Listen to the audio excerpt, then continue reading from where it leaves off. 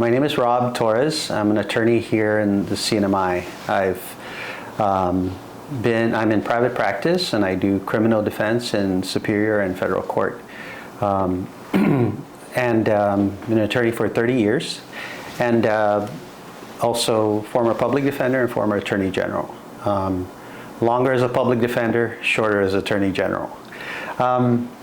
So yes, and I'm here to speak to the proposed regulation by the Attorney General regarding getting its own authorization by regulation for investigative subpoenas that they claim they would have authority to issue administrative investigative subpoenas by regulation in order to compel the production of documents and records from any person under their authority as Attorney General, and to compel the testimony of any person by subpoena to come into their office to testify without the presence of an attorney. The attorney can be present, but outside the room, which anyone who knows criminal law, that's akin to a grand jury proceeding. And so the CNMI has not authorized a grand jury, and that subpoenas are like warrants, that they are authorized by judicial officers.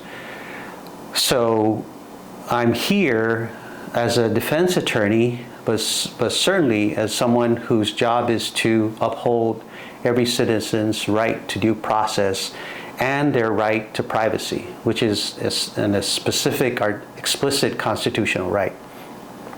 That the person's right to privacy shall not be infringed upon without a compelling government interest. Unlike the U.S. Constitution, which doesn't explicitly say that, Article 1 says that of our Constitution. The Attorney General cites authority, Article 11, I believe, Article 11 of the Constitution, as authority for this. The Constitution for an elected Attorney General only authorizes the Attorney General to prosecute the laws of the CNMI. The Constitution does not authorize the Attorney General to issue investigative subpoenas.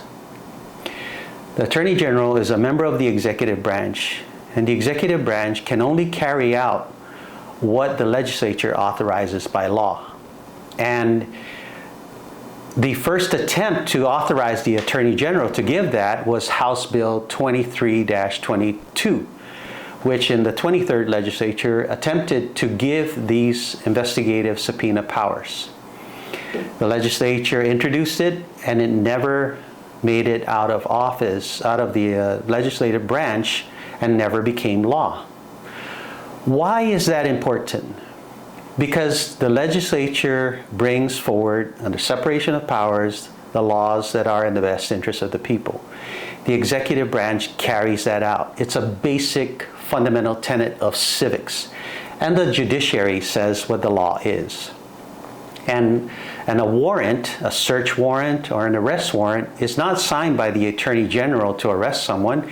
It's authorized by a judiciary officer, a judge. The Attorney General applies to the Superior Court for this authorization, and that's where arrest warrants issue. But here, the Attorney General, by regulation, what authorizes the Attorney General to do this?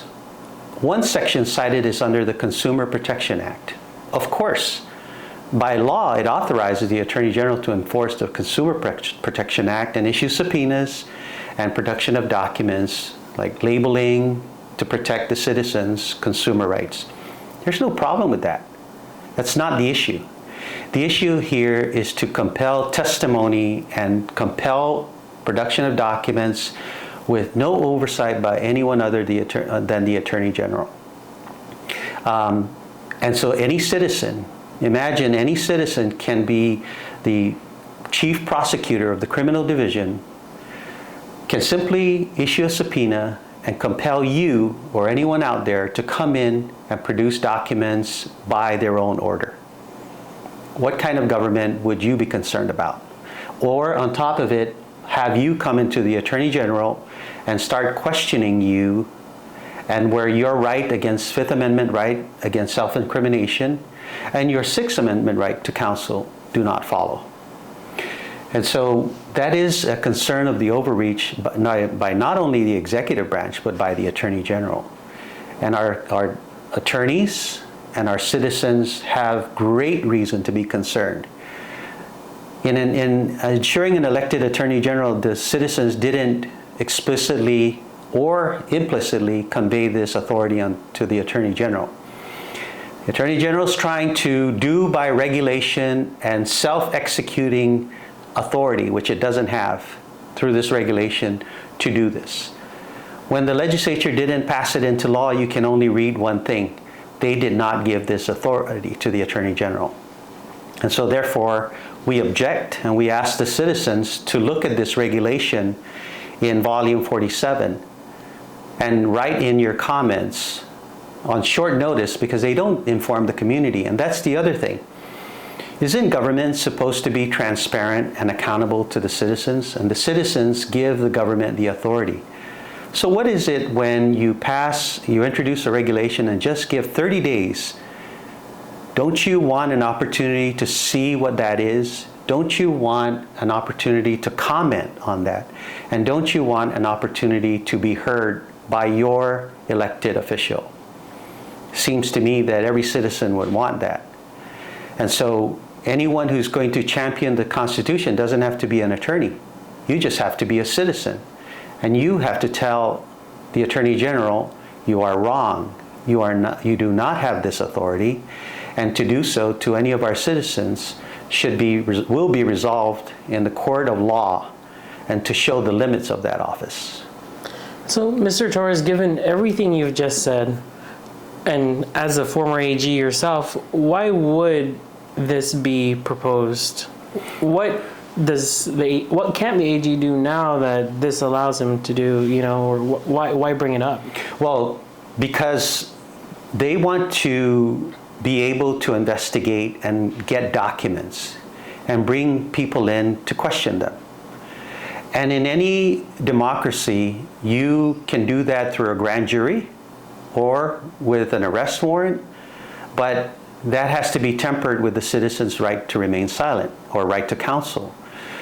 So the Attorney General would like to have the power over our citizens to do this, compel their testimony, get our documents, that you can be ordered, and if you do not comply, they'll go to court to compel you to do so. And you can be hailed in and brought in by their law enforcement officers and brought over to their office by subpoena. So you cannot make laws, the executive branch cannot make laws unto themselves. That's the fundamental difference. So the Attorney General believes that he has that authority. We disagree. And I recall it was about a year ago at this point when you and I think 12 other attorneys signed on to a letter opposing the bill. What are you hearing from your colleagues in the legal community about this as well? The same thing. They're ready to sign on to our comments going in. The public defender has already registered comments.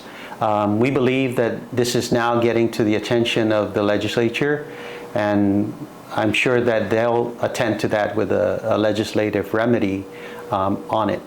We don't know what the governor's position is. We believe that the governor would ensure the protection of our citizens. So the defense lawyers all will join into our comments that will advance again and will provide the authority. And at the very least, the Attorney General should do at least two things: extend the time for comment, two, inform the citizens in a transparent public manner, and three, have some hearings like a town hall or have a forum to hear the citizens' concerns. And we believe that once the Attorney General does this, transparency, accountability, then he will understand that the citizens are concerned about this overreach, and he will reconsider and withdraw this poorly conceived attempt at a regulation.